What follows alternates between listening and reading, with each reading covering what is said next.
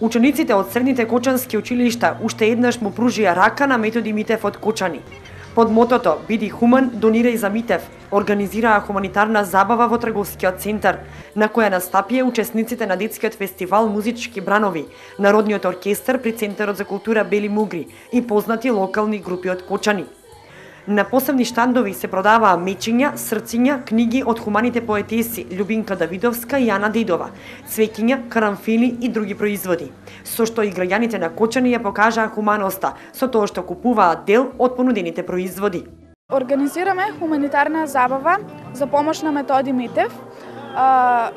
Сите знаеме дека Методи боледува од хередитарна параплегија, која не му дозволува да се движи, тој веќе е во количка.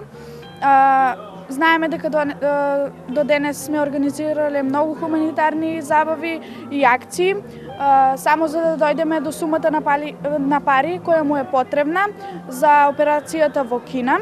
Им благодариме на хуманите граѓани кои донираат за Методи Митев. Методи Митев има 33 години и поради болеста хередитарна параплегија веќе една година е неподвижен. Единствена надеж дека повторно ќе застане на ноза му даваат кинеските специјалисти, кои велат дека по направената операција во Кина, која чини 28.000 евра, ќе функционира нормално. Сега на потек се хуманите граѓани, кои треба да му помогнат за да ги собере потребните средства за операцијата.